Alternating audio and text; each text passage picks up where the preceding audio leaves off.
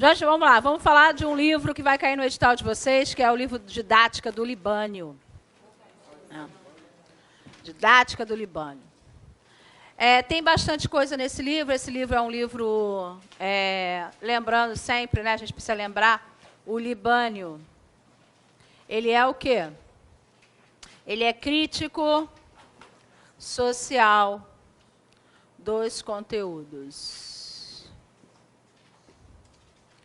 Então, ele vai ter sempre uma análise, uma visão sociopolítica da educação. Sem neutralidade, não é? Ele vai estar sempre pensando que a educação ela é influenciada e ela influencia, ela não é neutra. E aí ele vai trazendo como devem ser os conteúdos, como deve ser a avaliação, como são as tendências que imperam no Brasil.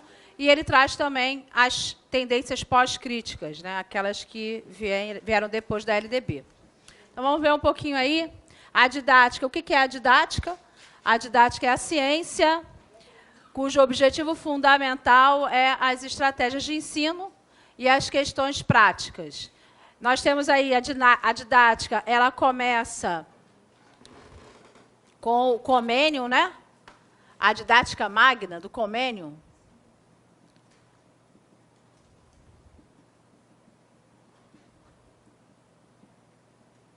É a primeira didática. E depois nós vamos ter a didática do ponto de vista positivista, funcionalista, estruturalista e a didática do ponto de vista dialético, que é o que a gente interessa. Não sei se vocês repararam também no edital, está falando sobre visão histórico-crítica. Então, quer dizer que Vygotsky é que vai estar lá, aparecendo lá bonitinho. Tá? Isso que não quer dizer que não fale de Piaget, porque o livro que está lá, da Martha Kohl, fala dos três, do Piaget, do Vallon e do Vygotsky, fazendo um comparativo. Mas o foco da prova ele vai ser um foco crítico e pós-crítico. Pela bibliografia, ele vai ser um foco crítico e pós-crítico. E é isso que a gente vai entender aqui hoje. Tem também uma visão aqui, ó, antes de tudo aqui, na didática magna, nós temos a visão idealista. Todo mundo que pensa como idealista é um tradicional, é um clássico. Pensa na coisa perfeita, filha de Deus. Tá? Então, quando você vê na prova falando sobre idealismo, já sabe o que é. É uma visão tradicional. Formalismo também. Essa idealista é sobre didática? É, uma didática idealista, uma didática mais tradicional, mais clássica. Quando você vê positivista, estruturalista e funcionalista, isso é tecnicismo. A visão é mais técnica. Objetivos, conteúdos, procedimentos, recursos, avaliação, entendeu? Não se preocupa com a visão sociopolítica, as interações, a relação professor e aluno, não. Se preocupa com aquela estrutura básica de um planejamento. Então, é uma didática positivista, é uma didática quantitativa, é uma didática hierárquica, onde você vai colocar ali a estrutura, né, aquela espinha dorsal do currículo, vai começar dos conteúdos mais simples para os mais complexos. Vai ter a hierarquia dentro das escolas. A diretora está em primeiro lugar, aí vem as orientadoras, que é a equipe técnica, depois os professores, depois os alunos, mantendo uma hierarquia. A diretora não se junta com a equipe técnica, ela se coloca num patamar separado da equipe técnica. E chama de equipe técnica, olha o nome. Né? É a ideia de funcionalismo, estruturalismo, positivismo, onde valoriza o quê? A quantidade, e não a qualidade das relações. É uma visão quantitativa. Na visão dialética, nós vamos ter as tendências aí progressistas, os críticos, né? Vão ver uma visão mais qualitativa.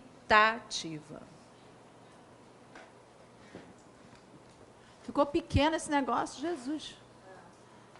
Libânio situa a educação como um fenômeno universal. É um fenômeno social universal. O que diferencia a educação?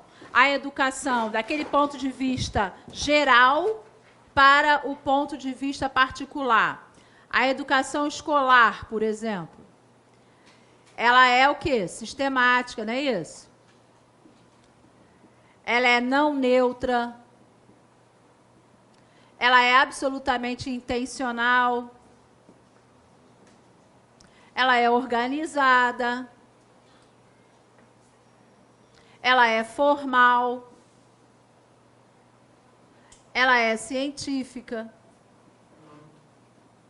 Então, esse tipo de didática, né, a didática que visa a entender a educação, que tipo de educação é essa? Não é a educação que a mãe dá, nem o pai dá. É a educação que somente a escola, como uma agência cultural, pode dar. Então, é não intencional e intencional. Essa é a separação. Eu tenho educação não intencional e intencional. Eu tenho a educação formal e a educação não formal.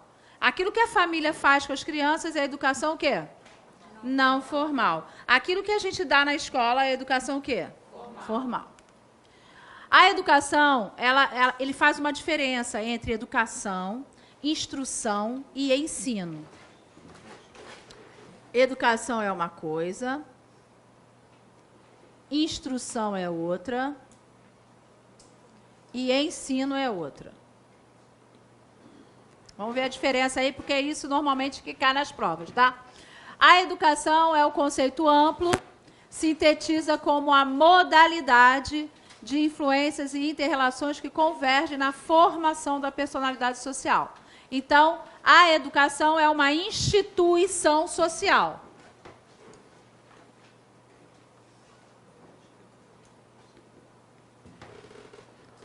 A instrução está relacionada ao desenvolvimento das capacidades cognitivas. Desenvolver ou aprender da criança. Desenvolvimento das capacidades cognitivas. Desenvolver a capacidade de compreender os conteúdos. Essa é uma relação direta do professor. É o professor que está ligado diretamente à instrução. Ensino, por sua vez, é conceituado aqui como as ações, meios, condições para que aconteça a instrução. Então, o ensino são os meios para acontecer a instrução. É o como eu vou ensinar. Tá? Então, a instrução seria o que eu vou ensinar e o ensino seria o como eu vou ensinar. Está relacionado diretamente que forma que eu vou ensinar, que tipo de ação eu vou ter na sala de aula. Vou ter uma atividade só de exercícios, eu vou trabalhar com... Ah, pensei que fosse o meu, é mesmo o som do meu. Eu vou trabalhar com vídeo, eu vou trabalhar com tecnologias. Como? O como é o ensino. Tá? A instrução é o desenvolvimento, é a capacidade de você desenvolver as capacidades cognitivas. Então, a instrução está na mão do aluno ou está na mão do professor?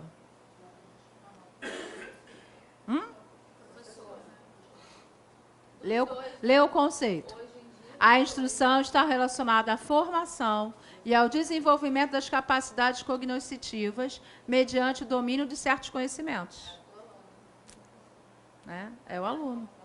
A instrução aí é a capacidade dele aprender a aprender. Ele vai precisar do professor. O professor ele vai dar o suporte, ele vai dar o quê? Ele vai dar os modos de ensino. Mas quem vai ser capaz de aprender? Não é o próprio aluno? Não é o próprio aluno que aprende? Ele não aprende a aprender? Que a gente não está mais na nossa mão a instrução. A instrução está na mão do aluno, tá? É nesse sentido que ele é crítico, porque ele muda, ele inverte as posições das coisas. Enquanto os clássicos, né, os tradicionais, eles vão andar por um caminho, o Libânio e o Saviani vão andar por outro caminho, tentando desconstruir essa ideia que está na cabeça de vocês. A primeira coisa que se fala quando fala de instrução, acha que é o professor que vai dar. Então, isso é uma desconstrução. Né? Ele também separa educação escolar, pedagogia e didática. A educação escolar é um sistema de instrução e de ensino, com objetivos intencionais e sistematizados. A pedagogia, ela fica na ciência que investiga a finalidade da educação e da sociedade. E a didática é o ramo da pedagogia que estuda as condições de instrução, como eu vou fazer o processo de ensino e instrução. Tá? Então, vamos lá. Vamos escrever aí.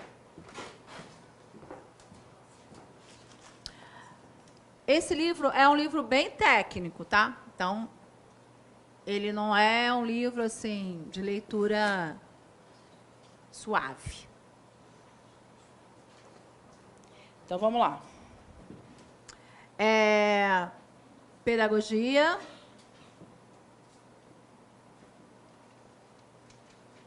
didática e o que está lá? Educação. Era para começar pela educação. Lê para mim. O que está escrito na educação aí?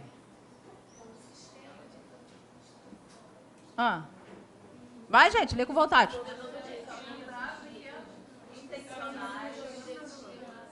É um sistema, certo?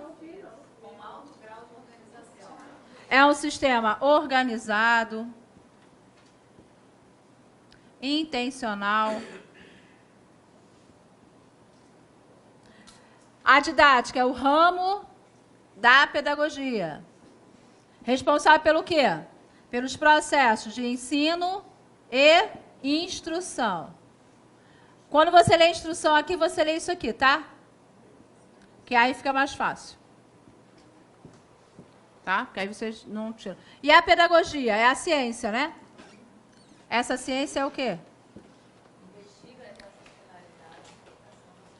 É a ciência que investiga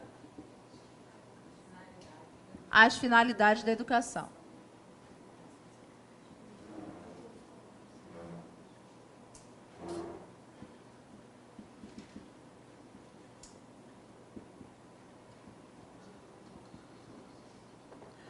Então, aqui, ó, esse aqui é o número 1, esse aqui é o número 2, esse aqui é o número 3, tá? Número 1 é educação. A educação é um processo mais abrangente, é um processo mais total, mais global. A pedagogia está dentro da educação, assim como a filosofia está, a sociologia está, a história está, tudo isso está dentro da educação. A didática está dentro da pedagogia. É a área da pedagogia que vai estudar o como. O como eu vou ensinar, os modos que eu vou ensinar, os métodos que eu vou ensinar, se serão métodos analíticos, se serão métodos sintéticos, se serão métodos fônicos. Que tipo de ação eu vou ter dentro da escola? Então, essa diferenciação aí entre educação escolar, pedagogia e didática. A didática e a formação do professor. Existem duas dimensões para a didática. Uma é teórico-científica e a outra é técnico-prática. Então, a didática tem duas funções. Ela é teórico-metodológica e teórico-prática.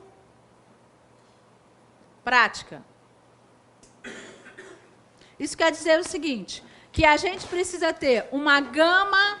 desculpa, eu botei metodológica científica. A gente tem que ter uma gama de conhecimentos, o quê? Científicos. Por quê? Você vai dar aula de matemática. Você não precisa saber muito de matemática? Você vai dar aula de história, você não tem que saber muito de história? E talvez você tenha que saber um pouco de filosofia, de sociologia também, né? Porque só história vazia só não vai dar certo, não. Aí não é uma pessoa que faz interdisciplinaridade, não é isso? Então, você, professora de séries iniciais, você não tem que saber história, geografia, ciências, matemática, português? Tem que saber isso tudo. Se você vai para dar aula com aquilo que você aprendeu na escola, que você aprendeu há 20, 30 anos atrás, vai dar ruim. Por isso que a gente está com a educação tão péssima. Porque a grande maioria dos professores fazem isso. Eles pegam somente o conteúdo que está no livro, lê e dá aula. E não entende o que está dando aula. E no processo do aprender a aprender, que é o processo de você fazer com que o outro aprenda sozinho, você tem que ser assim, de circo, né? E com um pouco conhecimento fraco, o teu circo pega fogo rápido, né?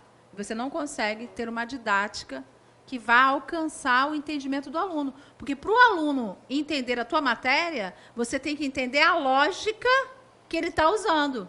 Mas você já tem só uma lógica. E você está amarrada nela, grudada nela, que se a criança perguntar uma coisa diferente, você já não sabe responder, já pegou. Então, você não consegue ir falando e desenvolvendo de outra maneira, chegando o caminho de outra maneira. Ele não aprendeu a conta daquele jeito mais longo, aí você consegue ensinar o conto mais curto. Não, ele não entendeu, ele consegue fazer com associações, probabilidades, então eu sei também como é que ele pensa. Isso, para você ser assim, você tem que ser muito, muito, muito, muito estudioso da sua matéria. Porque se você não fizer isso, você não consegue fazer essas pontes de conhecimento com o aluno, né? E aí... Exatamente. Eu já falei, o advogado não para de estudar? Nunca. O dentista não para de estudar? Nunca. O médico não para de estudar? Nunca. Porque quando para, você já percebe logo que ele não é muito eficiente, né? Você vai fazer uma pergunta ao advogado, ele enrola para te responder, você já começa, não sei não, se eu vou contratar esse cara, não. Não estou achando ele muito eficiente, não. Você vai fazer lá uma cirurgia plástica. Aí você vai conversar com o cara está usando um negócio lá que era da década de 70. Aí você vai falar, pô, eu não vou dar isso, não vou fazer, vou sair correr, meter o pé, né? Essas, por exemplo, essas disciplinas de história, geografia e ciências, são, nos anos iniciais do município, elas são trabalhadas no contexto, não tem livro, né? Tem. É da forma que nós aprendemos. Uma professora um dia ensinava matemática, um outro ensinava português, é bem É. Agora, o que a gente não pode fazer é que a gente está numa visão pós-crítica, a gente tem que fazer o intercâmbio dessas matérias. Então, assim, eu vou levar um texto de português, e no mesmo texto de português pode ser um texto de história, pode ser um texto de geografia, pode ter gráficos na geografia que eu jogo para matemática. Por isso tem que estudar. Não vai poder parar de estudar? Nunca. Senão, você vai dar uma aula medíocre. Entendeu? Os alunos não vão gostar. Não vai envolver os alunos, você não vai conseguir ultrapassar aquilo ali que está no livro. Vai ficar naquele negócio maçante, encher o quadro toda hora, e você não vai conseguir fazer ponte nem com a vida deles. Porque você poderia trazer várias coisas da vida deles, né? Então, trazer informações da família, abordagens do cotidiano, fazer um gráfico de quantas pessoas tem na família. Olha quanta matemática tem dentro de uma família. Ainda mais uma família de pobre. Tem matemática que não acaba, porque tem filho pra caramba, né? Então você pode fazer quantos meninos, quantas meninas, se comprar roupa, né? Comprou a roupa para um, comprou a roupa para outro, dá para trocar, quantas probabilidades de troca, não é? Manda trazer a roupa para fazer essas combinações, para entender probabilidade. Quanta coisa você pode fazer e não precisa de muito material. Com certeza. Ó, então a outra é o quê? Teórico-prática. O que é teórico-prática? É a parte prática da didática. Aqui você tem que saber muito da matéria. E aqui você tem que saber explicar a matéria. Porque às vezes você sabe muito da matéria, mas você não sabe transformar essa matéria em algo fácil. Essa é a transposição didática. Ó, dimensão, então, teórico-científica e prática. A escolarização e as lutas democráticas. A democracia é um conjunto de conquistas e condições sociais, políticas e culturais. Vocês têm que lembrar disso, tá? Quando a gente fala de democracia, a gente está falando de conquistas sociais, conquistas culturais e conquistas também políticas. Na condução de decisões. Então, a escolarização básica constitui um instrumento indispensável para a construção de uma sociedade democrática. Os índices de escolarização no Brasil, mostrando a evasão escolar e a repetência, com graves problemas advindo da falta de políticas públicas, a igualdade de oportunidades na educação, deixando como resultado um enorme número de analfabetos de 5 a 14 anos. E qual é o motivo que ele aponta para o fracasso escolar? Primeira coisa, falta de preparo na organização escolar metodológica, os métodos. Segundo, a didática e os procedimentos adequados a crianças pobres. Você tem uma didática e um procedimento que funciona muito bem com a criança que tem letramento, mas não funciona nada bem com a criança que não tem letramento. Isso é muito comum. As professoras serem ótimas professoras com crianças que já são praticamente sozinhas, né, alfabetizáveis. São crianças que não precisavam nem de você, vou falar sério. Que elas, aos poucos, iriam se alfabetizar, iam fazer associações e iriam se alfabetizar. E você, com a criança pobre, que você não tem a didática para fazer direito. Então, a criança você não alcança, por conta da falta de letramento que existe nessa camada, né? Então, ó, falta de preparo e organização escolar metodológica. Então, nós temos aí os motivos do fracasso escolar. Qual é o fracasso? O fracasso é a questão metodológica, a metodologia inadequada. A didática também. Tá tudo na culpa do professor aqui, tá vendo, né? Libânio está metendo mal em vocês. A didática e o conteúdo também. O conteúdo inadequado. Muita gente, muitas vezes, sendo uma violência, o quê? Simbólica.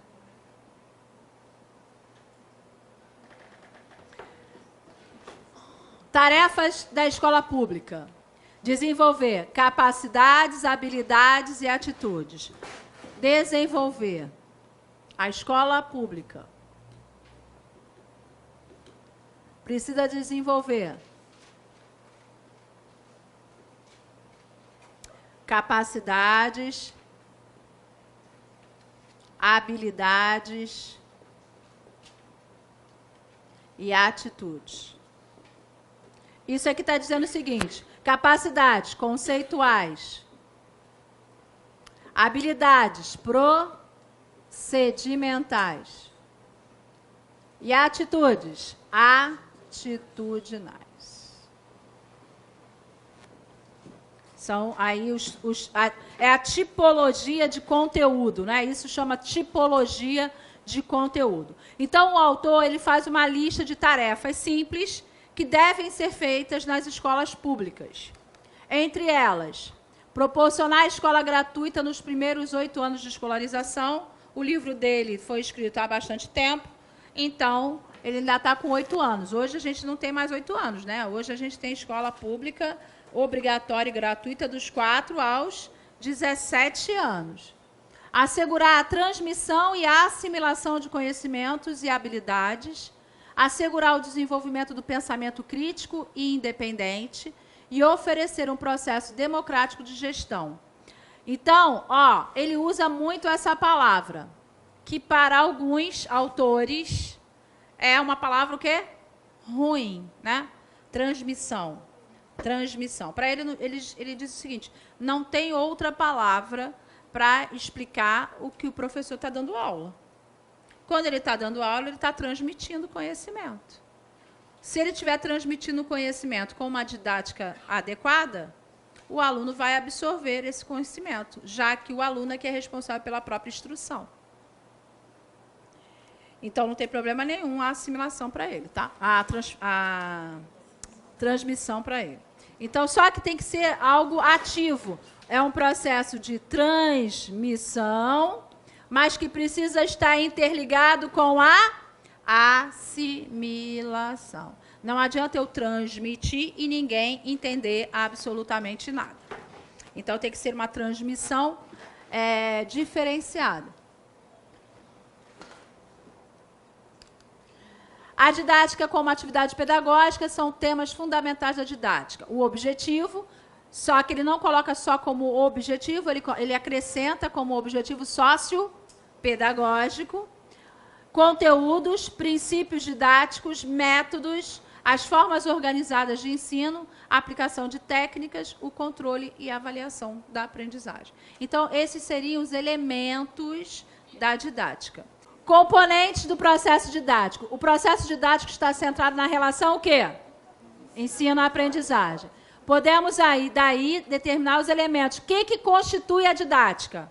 O conteúdo e a ação de ensinar e a ação de aprender. Então, o conteúdo está aqui, ó.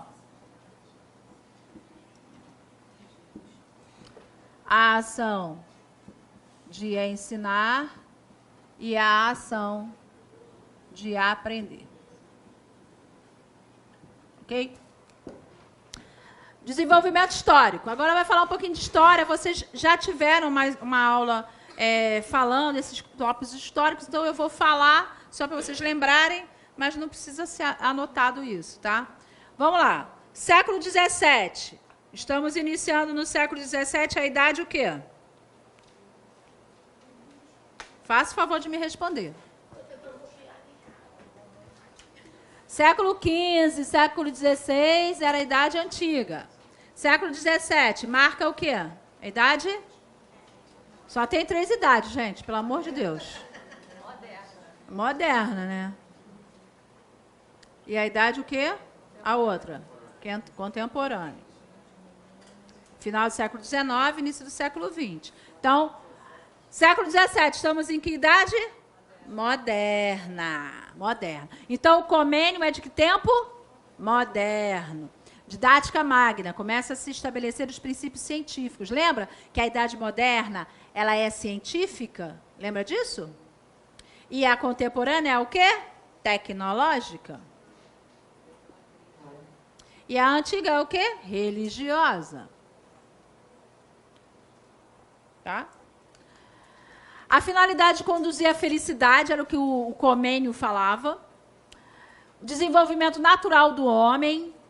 Natureza infantil precisava ser levada em consideração. Só que ele era um padre.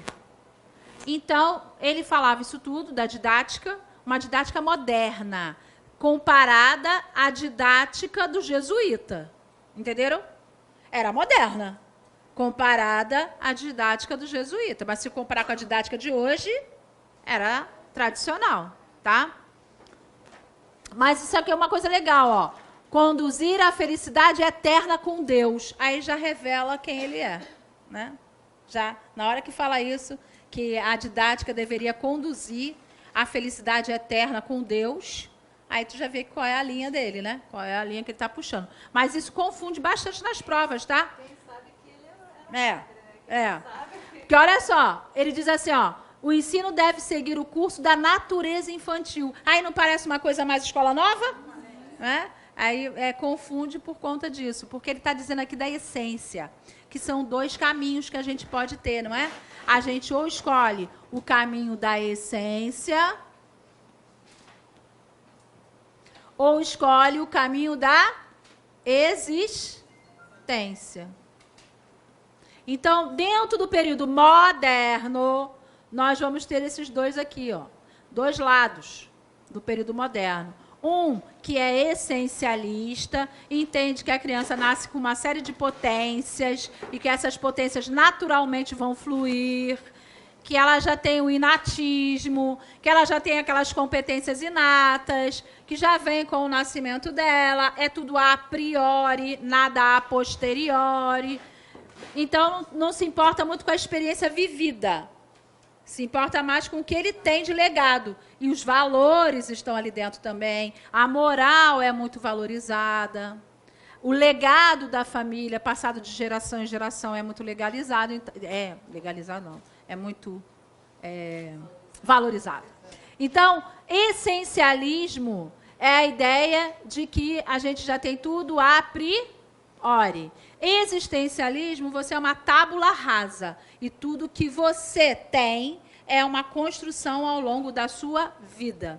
Todas as crianças nascem com a potencialidade, mas essa potencialidade pode desenvolver ou não, dependendo das relações que eu vou estabelecer com o mundo e as trocas que eu vou estabelecer com o mundo. Então, todo existencialista, ele valoriza a experiência. Ele valoriza a ação com o outro e a ação com os objetos. Tá bom? Então, existencialista é a posteriori. É que vem depois. A priori é o que vem antes. Logo depois vem quem? Rousseau. Rousseau está ligado ao iluminismo. Para Rousseau, era baseado nas necessidades e nos interesses imediatos da criança. Ele não colocou as suas ideias em prática, tanto que ele colocou os filhos todos no internato. Ele pregava a liberdade da criança, ele pregava respeito à natureza da criança, mas ele colocou todos os filhos no internato quando a mulher abandonou ele. Então, ele não pregava aquilo que ele filosofava. Já Pestalozzi pegou aquilo que ele filosofava e colocou na prática, entendeu? E aí Pestalozzi trabalhava com a educação de crianças pobres. Esses três teóricos, o Comênio, o Jacques Rousseau e Pestalozzi, Jacques Rousseau, Pestalozzi e Herbart deram origem a dois tipos de pedagogia. A pedagogia conservadora e a pedagogia renovada. Então, nós temos aqui uma pedagogia tradicional e uma pedagogia renovada. Então, vamos colocar cada um no seu quadrado, né? Na tradicional, nós vamos colocar o Comênio e o Herbart. E na nova, nós vamos colocar o Rousseau e Pestalozzi. No caso, todos eles estão em que período da história? Idade moderna. Tá? No Brasil, nós tivemos as duas tendências, liberal e de cunho progressista. A tendência tradicional, ela é de uma didática normativa, com regras, procedimentos, padrões, transmissão oral. E, na visão progressista, a direção da aprendizagem é entendida como se ele fosse o protagonista. Ele é o sujeito da aprendizagem. Então, do ponto de vista liberal, tradicional, eu vou entender a criança como dependendo da minha transmissão. Essa pode ser uma transmissão oral ou pode ser uma transmissão feita por meio da escola nova, através de projetos. Mas é transmissão, do mesmo jeito. Porque eu não estou preocupada se o aluno está aprendendo e eu não estou deixando espaço para ele dizer como ele aprendeu. Só eu estou falando. Né? Então, a escola técnica é a mesma coisa. Todas as escolas de cunho liberal, elas não estão preocupadas no aprender do aluno. Elas estão preocupadas no ensinar. O foco está no ensinar e não no aprender. Já a visão progressista, ela coloca o foco para onde? Para o aluno. Quem é o grande protagonista da história aí? É o aluno. Então, tudo fica voltado para o aluno. Características do processo de ensino. Ensino tradicional e ensino progressista. O professor passa a matéria no tradicional, o aluno recebe mecanicamente essa matéria, absorve essa matéria, excessiva importância no livro, não dá o caráter vivo do conteúdo, trabalha o caráter morto do conteúdo, aquilo que está escrito no livro. É somente transmitido com dificuldade de detectar o ritmo do aluno, se ele está aprendendo ou se ele não está aprendendo. Então, a única preocupação é se o aluno está aprendendo. Mas não é para melhorar o aprendizado do aluno. Eu estou preocupada se o aluno está aprendendo, porque eu vou ser julgada quando eu não estou ensinando, né? Então, a maior preocupação do professor é chegar no final de uma classe de alfabetização e ninguém está lendo, né? Eu fico imaginando como é a ansiedade do professor e como que o professor adorou esse negócio de ciclo, né? Assim, pô, não deu para mim, chuta para frente, né? A do terceiro ano sofre a pressão, né? Pô, mas não se alfabetizou ainda? Mas tem que saber que, ó, olha a construção que não foi feita lá atrás, né? Desde a educação infantil. Desde a educação infantil. Então, ó, o autor propõe o processo de ensino visando resultados do ponto de partida do nível do conhecimento do aluno. Então, conhecimentos o quê? Prévios. E desenvolvendo hábitos, habilidades e atitude. E as suas capacidades cognoscitivas. Capacidade de compreender. O ensino, então, passa a ser um caráter bilateral. E não um caráter só partindo do professor ou partindo do aluno. O livro mostra novamente a importância de garantir a identidade e a unidade da didática, do ensino e da aprendizagem. A aprendizagem acontece de duas formas, casual ou aprendizagem organizada. Tá? Esses autores do tipo Rousseau, Pestalozzi, o Comênio, eles tinham a ideia de uma aprendizagem o quê? Espontânea. Hoje, a aprendizagem é absolutamente o quê? Intencional. Como se define a aprendizagem escolar? Como um processo de assimilação de determinados conhecimentos, os modos de ação física e mental. Isso significa que podemos aprender conhecimentos sistematizados, hábitos, atitudes e valores. Nesse sentido, é importante o processo de assimilação o quê? Ativa. Fala, querida. Não, meu carro é uma HRV. Eu sou chique, minha filha. Não é meu carro não dispara alarme, ele não. O carro é chique, até para disparar alarme ele é educadinho. Eu nem deixei o carro aqui. O carro está lá na 13 de maio. Então, a assimilação ali não é qualquer tipo de assimilação, é uma assimilação o quê? Ativa, onde o aluno realmente aprende a aprender. O livro coloca a aprendizagem escolar como uma atividade o quê? Planejada, intencional e dirigida. O Libano ele tem algumas palavras que os candidatos erram sempre nas provas. Instrução, que está na mão do aluno e não está na mão do professor. Ele fala de transmissão, que é uma palavra que os outros autores preferem evitar, essa ideia de transmitir, né? E ele fala de dirigida.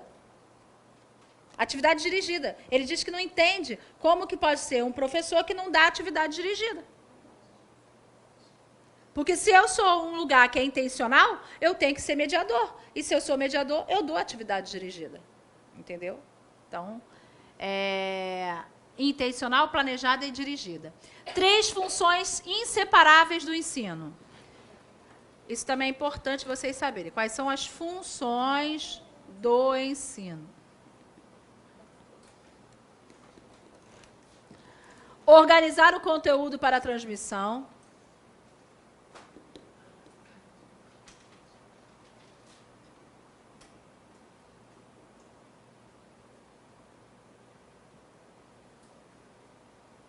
Estou escrevendo porque vocês estão dizendo que não estão com material.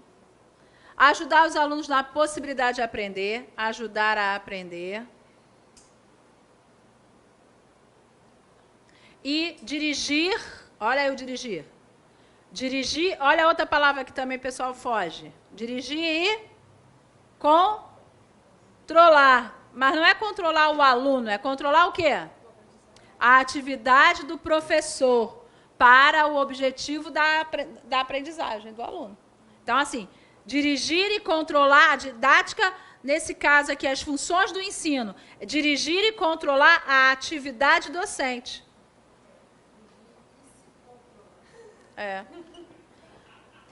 Porque a ideia é de que você precisa saber para onde você quer ir, onde você quer chegar, como você vai levar o seu aluno a aprender.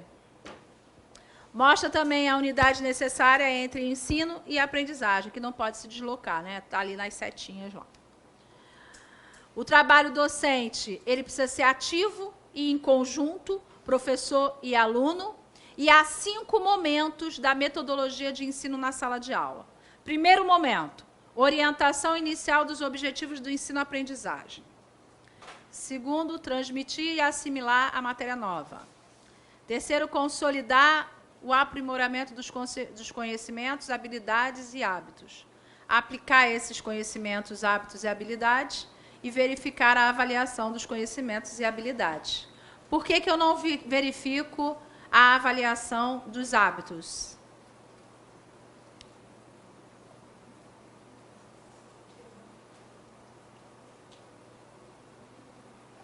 A gente avalia a atitude? Avalia? Não, verificar e avaliar? Não, não avalia. O que você avalia enquanto professor é os conhecimentos e o fazer do aluno. É o conhecer e o fazer do aluno. Verifica e avalia. O ser do aluno, você convive. Até passa seus valores. Mas são seus valores que vão preponderar em cima dos valores dele? Não. Quem é responsável por passar os valores? Passar os valores. É a família. É a família que passa valores. Professores não passam valores. Professores respeitam os valores passados pela família. E têm os próprios valores. Entendeu? Que não pode ser impostos nos valores da própria família. Então, ó, orienta os objetivos da aprendizagem, transmite a matéria, consolida os conhecimentos, hábitos e habilidades, aplica esses conhecimentos, hábitos e habilidades e verifica os conhecimentos e as habilidades. Esse é o papel da função aí do professor com o ensino. A atividade de estudo e desenvolvimento intelectual, o objetivo da escola e do professor é formar pessoas inteligentes.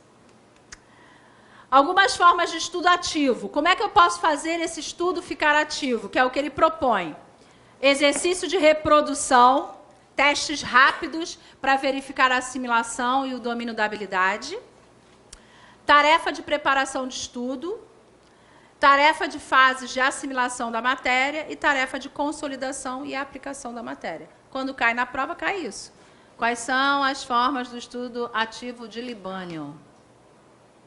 Aí vem aí, exercício de reprodução, todo mundo erra porque acha que reprodução não serve. Não esqueçam que ele está desenvolvendo um livro, o livro dele chama-se o quê? A Didática. Se eu parasse só aqui, eu seria o quê? Tradicional. Mas como ele traz? Olha, ele não para, não. Ao mesmo tempo que eu faço exercício de reprodução, eu preciso fazer exercício para o aluno consolidar o aprendizado dele, eu faço preparação para o estudo através do diálogo. Eu trago fases de assimilação através de atividades, de confronto entre o conhecimento do aluno e o conhecimento sistematizado. Então, no final, ele fica progressista, porque ele vai trazendo outras situações que tornam ele progressista, tá? Isso aqui é muito importante, porque muitas vezes, na prova, a primeira palavra reprodução, vocês fazem o quê? Corta. Não, nem chega a ler o resto. Não. Esse confronto aqui, esse diálogo estabelecido entre professor e aluno é aluno, é a mediação, observada a revisão das matérias anteriores. E aqui favorecendo o confronto entre o conhecimento sistematizado e o conhecimento do aluno. É o quê? Senso comum e conhecimento científico, fazendo a dialética desse conhecimento.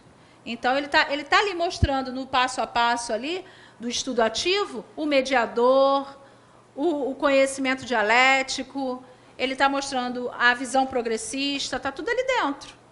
Né? Mas ele considera, como todo pós-crítico considera, que a gente precisa dar ferramentas ao aluno. Então, não adianta eu ficar só de bate-papo com o aluno. Eu preciso dar ferramentas para ele contra a dominação. E essas ferramentas vêm da onde? Do conhecimento científico. Entendeu? Então, o livro é importante. Lembra que ele é o quê, gente? Crítico, social, dos conteúdos. Mas ele não dá conteúdo? Tem que dar conteúdo. Entendeu?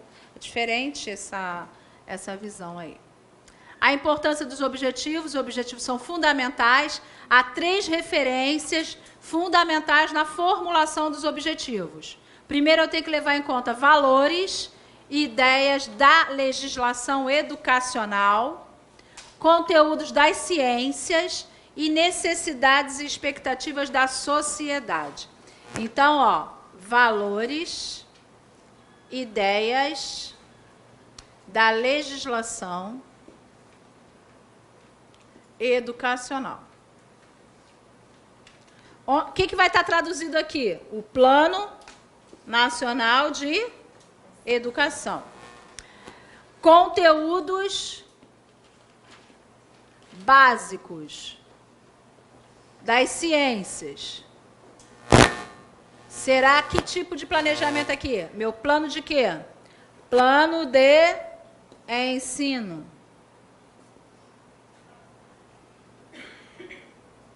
Necessidade e expectativa da maioria da sociedade. Então, necessidade de formar o cidadão. Tá? Libânio está ali com essa história toda na década de 90. E na década de 90, nós estamos repensando uma série de coisas, porque está chegando no Brasil uma série de avaliações de rendimento, avaliação de desempenho. Está chegando no Brasil o SAEB, que é a Prova Brasil, a ANA, o Enem, o ENAD. Está chegando. Como é que eu vou fazer esse movimento todo de provas sem conteúdo sistematizado? Então, começa na década de 90 a necessidade de você organizar um conteúdo mínimo, um conteúdo base, mas não desvalorizar o conteúdo trazido pelo aluno.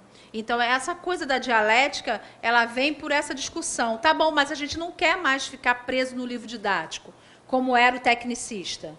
A gente não quer mais isso. Então, chegou-se a um quê? Consenso. A gente estava no conflito, chegou-se a um consenso. Então, o crítico, ele, no primeiro momento, Paulo Freire quis o quê? Tirar. Frenet, não, livro nem pensar. Tira livro. Livro para quê?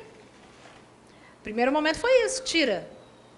Segundo momento, primeiro momento foi constrói. Tudo tem que construir, tem que reconstruir. Cognitivismo, Piaget, escola nova, mundo novo, tudo novo, professor novo. Rasga o sonho de Thalita, virou pesadelo. Né? Primeiro momento foi isso. Tirou tudo. Deu certo? Não. Porque o Brasil é um país capitalista. E depende de quê? De dinheiro. Dos outros. Então, precisava criar mecanismos para os alunos serem avaliados. Para saber se o outro vai querer continuar o quê? Depositando dinheiro aqui, né? E é isso, é o IDEB. Tem que investir. Dinheiro vem de fora, não é só do Brasil. A educação no Brasil é muito sustentada por dinheiro de capital estrangeiro. Então, precisava o quê? Dar resposta ao capital estrangeiro. E como é que eu vou dar resposta sem voltar com o livro, aquele livro com escrita, né? Porque aquele livro com tudo escrito, por trás dele tem dizendo assim, ó, quem manda aqui é o sistema. Nem professor, nem ninguém. Quem manda aqui é o sistema. Eu mando, vocês fazem o quê? Reproduzem aquilo que eu mandei. Entendeu? Então, esse processo de trazer o livro de volta teve que ser um processo pensado de maneira mais crítica, não como estava antes. No primeiro momento, a primeira coisa política que se faz é o quê? Tirar a resposta pronta. Porque quando eu tiro a resposta pronta, eu digo assim, ó, ela pode ter uma lógica diferente da dela. Então, o livro não pode ter resposta pronta. Os professores tinham tudo pronto, gente. O aluno não precisava nem, o professor não precisava pensar. E essa falta de exercício do pensar do professor gerou essa geração que a gente tem hoje. Entendeu? Fala, quem me chamou aqui? Alguém me chamou aqui, gente? Respondi. Objetivos. 3 níveis de abrangência. Primeiro nível, segundo nível e terceiro nível. Primeiro nível de objetivo é nível do sistema. Segundo nível do objetivo é da escola. Terceiro nível do objetivo é professor e aluno na sala de aula. Tá? Então, o objetivo tem primeiro, segundo e terceiro. Assim como o currículo tem primeiro, segundo e terceiro. Assim como a avaliação tem primeiro, segundo e terceiro. Vamos ver os níveis. Ó, aqui é o objetivo. Ele fala em nível de avaliação? Nível número 1, sistema. Nível número 2, escola, PPP, não é? Nível número 3, é ensino. Agora vamos para o currículo. Nível número 1 do currículo, educacional. Está lá nas diretrizes curriculares nacionais. Nível 2 do currículo, está na escola. Está nos planos de curso. Nível 3 do currículo, está na sala de aula. No plano de aula. Vamos para a avaliação. Avaliação, nível 1 da avaliação, educacional. SAEB. ENEM. ENAD. Sabe que agora o SAEB ele incluiu tudo. O ANEB, o ANRESC e a ANA. Tá? SAEB hoje é tudo. É o sistema todo. SAEB é o sistema de educação, de avaliação na educação básica. Ele era tudo separado, agora está tudo junto. É o ANEB, é o ANRESC, que é a Prova Brasil. Aqui são os questionários. Aqui é uma prova censitária que acontece. E aqui o ANRESC é uma prova de desempenho escolar, é de rendimento escolar, é a Prova Brasil. E aqui é a ANA, que é a prova de avaliação da alfabetização. Avaliação Nacional da Alfabetização. Hoje eles fazem um bloco só, que é chamado SAEB. 2. Que tipo de avaliação eu tenho na escola? É o PPP. E 3. A avaliação da aprendizagem. Não é a avaliação escolar, é a avaliação da aprendizagem. Esse sistema aqui em cima, ó, número 1, ele não está preocupado com a aprendizagem do aluno. Não é a função dessa avaliação. A função dessa avaliação lá em cima é medir o desempenho do Brasil nas avaliações, na evasão, na repetência. Então, é uma avaliação de desempenho. Ela pode ser qualitativa? A avaliação de desempenho pode ser qualitativa? Não, ela é o quê? quantitativa. Ela visa medir. Já aqui embaixo, eu não estou avaliando o desempenho do aluno. Eu tenho que avaliar se ele aprendeu ou não. Não é isso? Olha, você está dormindo. Depois, dá problema na prova, diz que a culpa é minha. Se você tivesse tomado a vacina ontem... Ah, a desculpinha dele, a historinha. Vacina. A vacina ontem todo mundo Tomou vacina ontem? Ficou resfriadinho? já estava. Ficou pior. Entra cantando depois de entrar na casa. É. Vou entrar. Alguns sim, mas a maioria tem vergonha. Cheguei chegando. Vamos embora. Entenderam o nível 1, 2 e 3? Vocês estão muito devagar. Eu me energizo com pessoas. Vamos.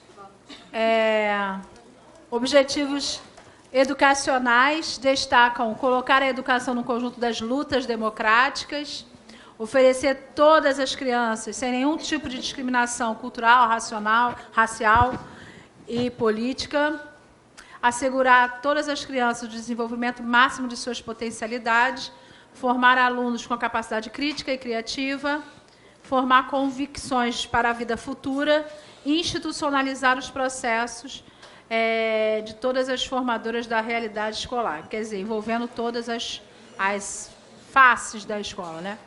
Então, aqui mostra bem o ponto de vista crítico dele, quando coloca ali a questão de potencialidades, é uma palavra dos críticos, a ideia de crítica, né? Capacidade crítica e criativa, são críticos. Institucionalizar os processos de participação envolvendo todas as pessoas envolvidas. É uma visão absolutamente crítica. O conteúdo, a gente já falou, vai desenvolver o quê? Conhecimentos, hábitos e habilidades. Critérios de seleção. Como que eu vou escolher esses conteúdos? Caráter científico, sistemático, a relevância social, a acessibilidade e a solidez. E a correspondência entre os objetivos gerais e os conteúdos. Esses são os critérios de seleção. Quase não cai essa parte, por isso que eu estou passando ela mais rápido, tá? Método. A maior característica desse processo é a interdependência, onde o conteúdo determina o método, por ser a base informativa dos objetivos. Porém, o método também pode ser conteúdo quando for objeto de assimilação. Então, entendimento global de que objetivo, conteúdo e método têm uma relação de interdependência. Então, ó, eu não escolho primeiro o método. Eu primeiro vejo quais são os meus objetivos. Então, objetivo, o conteúdo que eu quero desenvolver, para depois eu chegar ao método. Há uma relação aqui. Essa relação é de interdependência.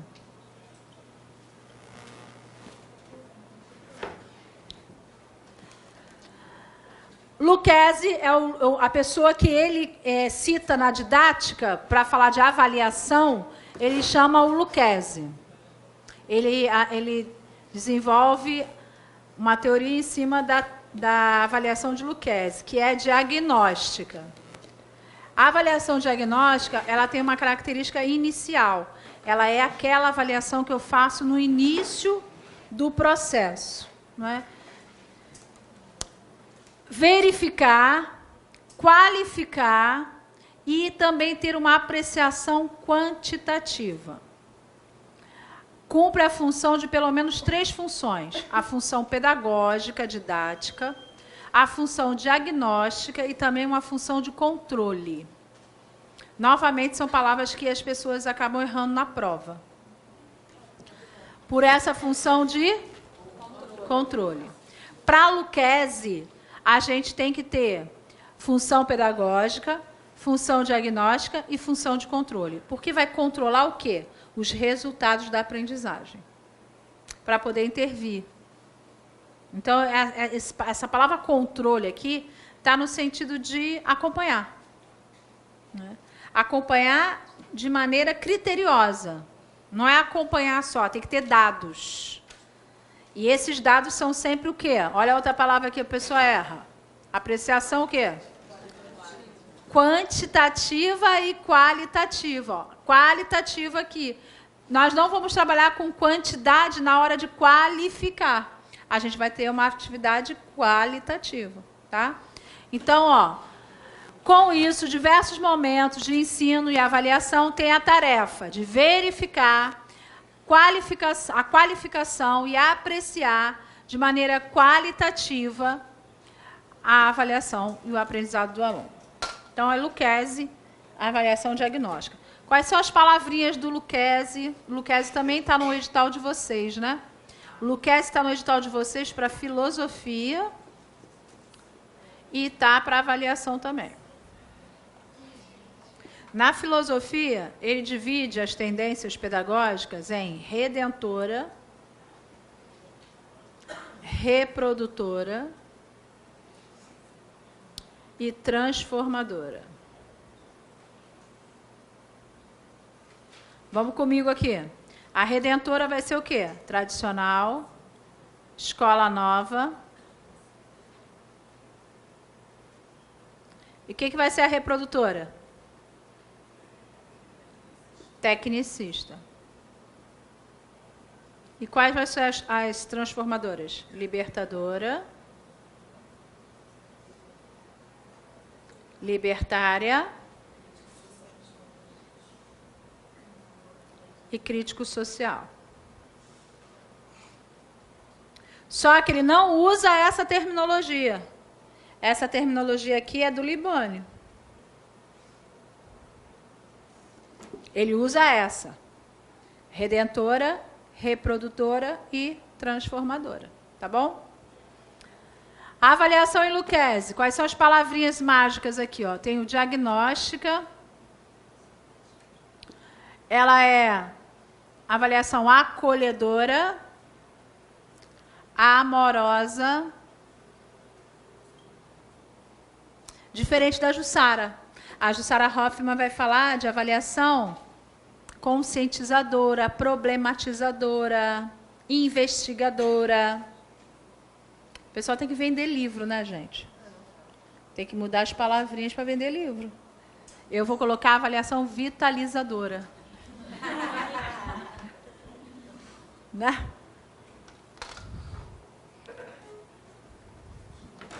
Olha, estou demorando tanto a lançar um livro de conhecimentos pedagógicos que quando sair meu livro, vai ser o The Best. Porque tem tanta porcaria por aí, vou te falar. E eu não consigo ver um livro que fale de tudo. Eles falam de partes. Um fala só da filosofia, outro fala só da sociologia, outro fala só da didática, outro fala só da psicologia. Mas eu precisava de um livro para concurseiro. Né? Um livro para concurseiro. Um livro que falasse a linguagem clara, rápida e objetiva e pontual para as provas. Entendeu? Precisa disso. Características da avaliação escolar. Reflete a unidade, essa unidade objetivos, conteúdos e métodos, possibilita a revisão do plano, ajuda a desenvolver capacidades e habilidades, volta-se para atividades dos alunos, tem que ser objetiva, ajuda na autopercepção do professor, o professor também tem que se autoavaliar. A avaliação é um ato pedagógico, de acordo com o Libânio, né? Já Lucchese vai chamar a avaliação é um ato de amor. Olha que bonito.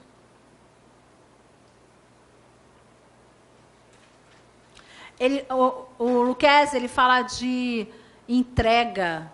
A ideia de que você tem que ser um ser da entrega. O professor tem que ser o ser da entrega. Ele é bem filosófico, né? Então, assim, dá para entender, porque ele é da filosofia. Ele é bem filosófico, diferente do Libânio. Né? Planejamento é um processo de racionalização, organização e coordenação. Então, ó, qual é a definição de planejamento para Libânio? É um processo de racionalização, organização e coordenação da ação do professor. Quais são as funções de um planejamento? Primeiro, explicitar princípios, diretrizes e procedimentos do trabalho, porque o planejamento está sempre ligado com as diretrizes maiores, que são as diretrizes curriculares. Tá? Então, ele primeiro vai... Qual é a função dele? Explicar as diretrizes. Expressa vínculos de posicionamento filosófico, político e pedagógico, e também profissional. Racionalização, organização e coordenação do trabalho, prevendo aí objetivos, conteúdos e métodos. Quando a gente usa essa palavra, racionalizar, o que vocês entendem dessa palavra? Aquilo que te leva a pensar, refletir, organizar, racionalmente. A ideia é de você estruturar, não perder tempo, fazer o melhor do seu espaço e tempo. Quando você racionaliza as coisas, você vai fazer uma viagem e você racionaliza, você organiza com antecedência, você arruma a mala, você compra passagem na promoção, você organiza roupa e não leva roupa em excesso, porque você está fazendo a coisa de forma o quê? Racionalizada. Então, o planejamento precisa ter essa função racionalizada, tá? Planejamento, então, é um processo racional. Senão, vira um processo de bagunça. A pessoa chega lá, pega o livro, começa a dar aula e nem pensou em casa naquilo que ela ia fazer. Tem que se entender o plano. O plano é diferente de planejamento. O plano é um guia que deve possuir uma ordem sequencial, objetiva e com coerência. Então, planejamento é diferente de plano. O plano é a ação, é a prática. O planejamento é a teoria. Tudo que eu vou fazer vai estar no plano. Eu posso ter um plano. O que é uma sequência didática? Vocês aqui desse canto estão falando muito, hein?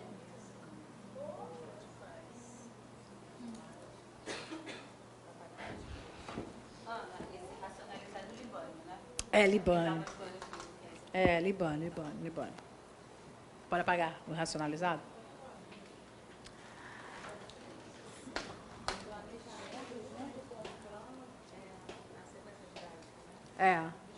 Vamos fazer agora uma análise comparativa. Teorias críticas e teorias pós-críticas. Comigo, vocês todos, vamos lá. Turma pequena. Teoria crítica, conceitos e teoria pós-crítica. Fim das metanarrativas. Tá pequena, eu vou ter que ler. Fim das metas narrativas. A ideia de que o conhecimento é uma construção sempre, então não tem nada pré-determinado. Concepção de teoria de currículo. Currículo aqui, nesse caso, é um currículo de discurso, é um currículo de representação cultural. Híbrido. Por que hibridismo? Porque tem que perpassar pelas culturas igual água. Não pode ser algo fixo. tem que ser volátil.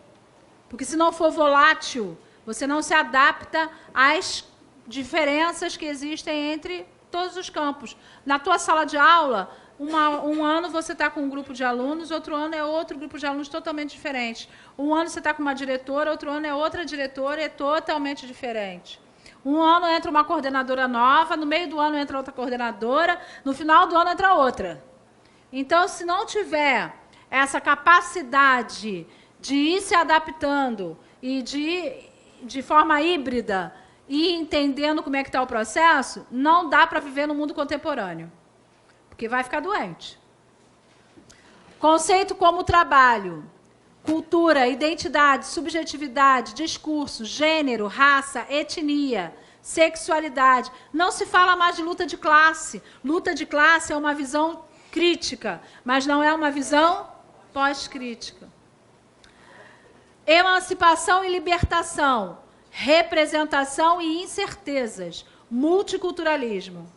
Currículo como construção de identidade, não mais como resistência. Antes, o currículo estava como resistência. Eu tenho que resistir a esse currículo tradicional, a esse currículo tecnicista. Hoje, não. O currículo hoje é o currículo de representação, de multiculturas. Currículo oculto. Não tem mais currículo oculto.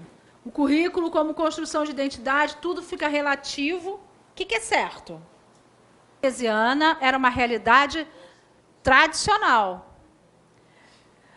A realidade crítica começa a enxergar isso, né? A enxergar que não é bem assim, que não deve ser bem assim, que tem que lutar, que tem que resistir, que não pode fazer o que os outros estão mandando. Já na visão pós-crítica, não tem mais o que discutir, porque eu ganho identidade. E se a mulher tem identidade, já era, amiga. Quem vai segurar uma mulher com identidade? E um homem também com identidade. Você vai falar assim, mulher ciumenta, né? Que vira para o homem e fala assim, olha, eu não quero que nenhuma mulher entre nesse carro, hein? Carro novo, não quero ninguém entrar daqui, hein? Você não coloca nenhuma vagabunda aqui nesse carro, hein? Entendeu? Caraca, eu digo para elas, eu falo assim, caraca, presta atenção.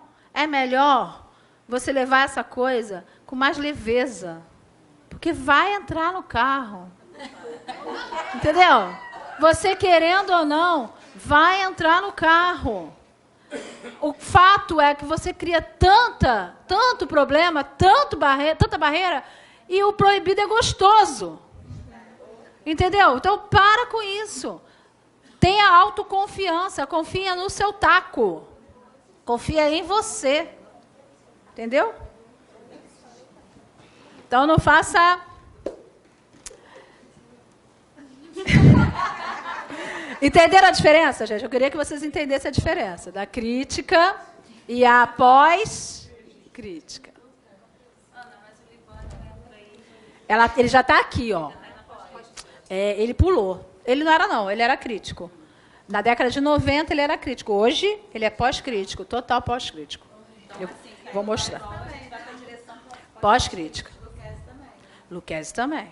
Jussara Hoffmann também. Agora, vamos lá. Quais são as correntes pedagógicas contemporâneas? Até agora, a gente estudou até as correntes pedagógicas críticas. Corrente pedagógica contemporânea. Esse é um quadro comparativo. A primeira delas é racional tecnológica. A segunda é neocognitivista, sociocrítica, holística e pós-moderna. Vamos ver como é que funciona isso. Racional tecnológica. A gente deixou de ter tecnicismo? Não. Então, teve que reestruturar o tecnicismo, certo? Depois da LDB, teve que reestruturar o tecnicismo. Então, hoje, nós temos o que a gente chama de neotecnicismo. Uma visão um pouco diferente do que era o tecnicismo. Então, ó, vamos desenvolver competências e habilidades, formulando objetivos e conteúdos, padrões de desempenho, baseado nos critérios científicos, fundamentada na racionalidade técnica e instrumental, modalidade de ensino de excelência, formação para a mão de obra. Traços da corrente: transforma a educação em ciência, utilizando intensivo de aparatos tecnológicos. Então, nós podemos entender isso aqui como aquele ensino que usa muita tecnologia. Educação à distância, professor que usa muito data show, que usa filmes, que usa tablet, que usa lousa digital, estão dentro dessa tendência racional tecnológica. Tá? Neocognitivista.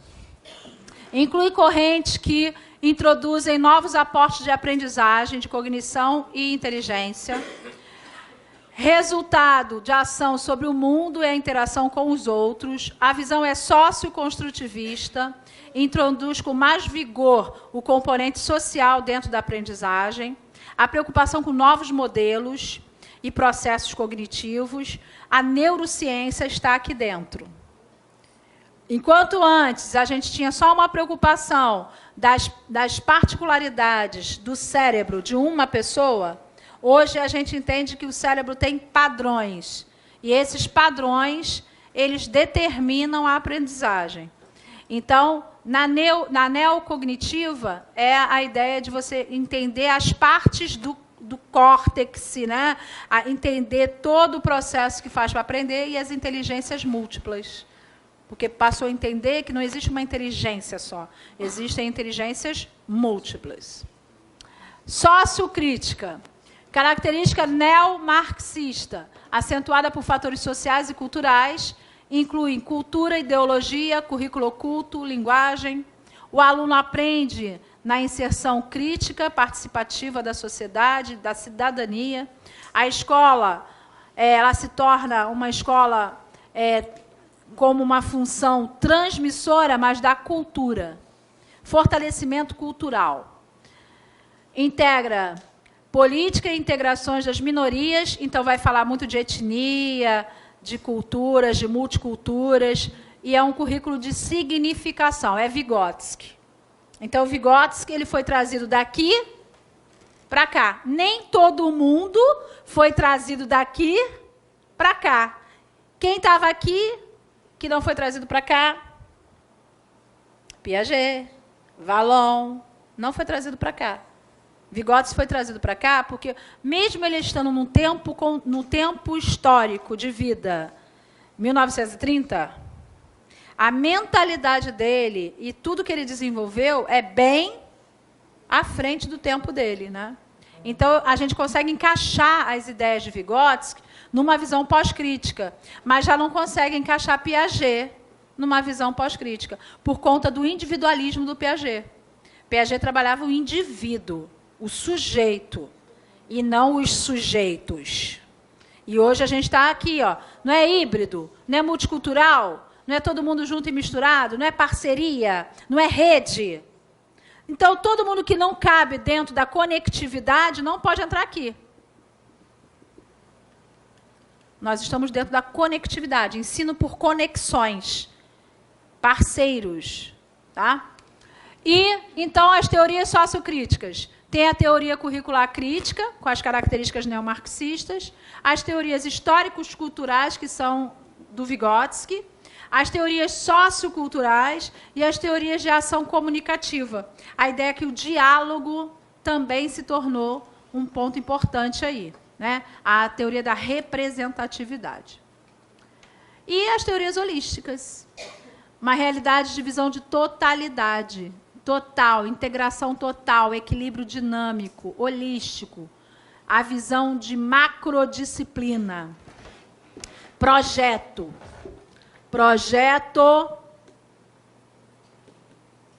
que vai além do interdisciplinar. Ele é transdisciplinar. Não tem mais essa divisão de disciplinas. É uma macrodisciplina. Com a visão total do conhecimento. Nós estamos tão longe disso na prática da sala de aula. Visão totalizadora do conhecimento, tá tão que a gente ainda usa caderno dividido em matéria. Ainda usa trabalho de casa e trabalho de aula. Isso aí não cabe mais nada no movimento contemporâneo. Nada. A gente não deveria mandar nenhuma tarefa para o aluno em casa. A visão é sistêmica. O sujeitinho, ele é sistêmico. Sistêmico. Não é à toa que o meu site chama sistêmico. Por que ele é sistêmico? Ele é a saúde. Ele é o financeiro. Ele é o profissional. Ele é a família dele. Ele é o lazer. Ele é a religião. Ele tem 11 pilares. O indivíduo é feliz quando os 11 pilares dele estão em harmonia. Quando eu mando o trabalho de casa, eu tiro um pilar. Vários trabalhos de casa. Tira um pilar, que seria o pilar familiar dele. Seria um momento de interação com a família. O pilar de lazer dele. Eu estou tirando. Então, eu tenho que dar conta do pilar escola dentro da escola. Ele passa 4 horas, às vezes passa 7 horas dentro daquele ambiente. Então, eu tenho que dar conta dele ali. Se ele não aprendeu ali, não é em casa que ele vai aprender. Então, não tem reforço escolar. Entendeu? Casa é casa. Escola é escola. Igual vocês, eu vou dizer uma coisa para vocês. Financeiramente, no caso, não, aqui eu estou falando de adulto, né? Aqui é um sistêmico adulto. Mas eu vou trazer na próxima aula para vocês um mapa de avaliação sistêmica. Para vocês fazerem comigo um mapa de avaliação sistêmica para ver onde que está o pilar quebrado da tua roda. Porque talvez esse pilar quebrado está carregando todos os outros para cair. E você não está se dando conta. Que às vezes você está aqui. Aqui é o seu pilar acadêmico. Né? Você está estudando. É o seu pilar profissional. Está aqui. Mas como será que está o seu pilar saúde, lazer, família? Como é que estão esses outros pilares? Religião. Você é grato? Você agradece tudo que você tem? Você é doador? Então, esse é um pilar também. O pilar da doação, né? De fazer o bem para o outro. Então, dentro do modelo pós-crítico, você tem que ter essa vida sistêmica, essa vida que envolve todos os pilares de maneira harmônica, com uma visão holística, com a consciência da pessoa, só pode ser uma consciência ecológica, uma consciência comunitária. Ecologia não é só planta. Ter uma visão ecológica é ter uma visão sistêmica, em que eu interfiro no planeta, o planeta interfere em mim, e quando eu faço alguma ação, se vai impactar a vida de outras pessoas, não é ecológico. Por exemplo, eu quero viajar, eu quero ir para a Grécia. Essa é uma vontade minha. Mas se impactar na vida dos meus filhos, na vida do meu marido, não é ecológico. Será que eu vou ficar feliz? Eu vou para a Grécia e deixo todo mundo passando fome. Entendeu? Então, é isso. Tem que ser ecológico, tem que ser bom para mim, tem que ser bom para o outro. E aí vem todos esses princípios de empatia. Tá? Por isso a gente está trabalhando na nova base algumas coisas que já estão na visão o quê? Pós-crítica. Trabalhar a relação é mais importante do que o conteúdo. Então, quando você cria um monte de trabalho de casa, você está, na verdade, preocupada com o quê? Conteúdo, e não com as relações. Então, você tem que se focar para as relações. Então, a teoria holística é uma visão que rejeita o conhecimento racional. Pensamento complexo é do Edgar Morin, que vai falar dos 7 saberes necessários para a educação do futuro. A visão naturalista é do Varela. E a ecopedagogia promove a aprendizagem do sentido das coisas a partir da vida cotidiana. Já ouviram falar numa coisa chamada minimalismo? Já? Você só ter o que é necessário para você ter. E não você comprar coisas excessivas, 10 sapatos, 30 bolsas, não sei quantas calças, não sei quantas blusas. Ter um armário clean. É a cultura minimalista, é pós-crítica. Porque você é um grande produtor de lixo quando você é um grande consumista. E quem é que te fazia consumir muito? A visão crítica e a visão tradicional. Te fazia consumir muito, porque você queria se sobrepor em relação aos outros. Na classe social, você não queria ficar para trás. Tanto é que se você não conseguia comprar a blusa da Lacoste, você comprava a blusa no camelô. Então, conhecimento hoje é visto em rede. A escola é um espaço de tempo de relações. A palavra de ordem é relações.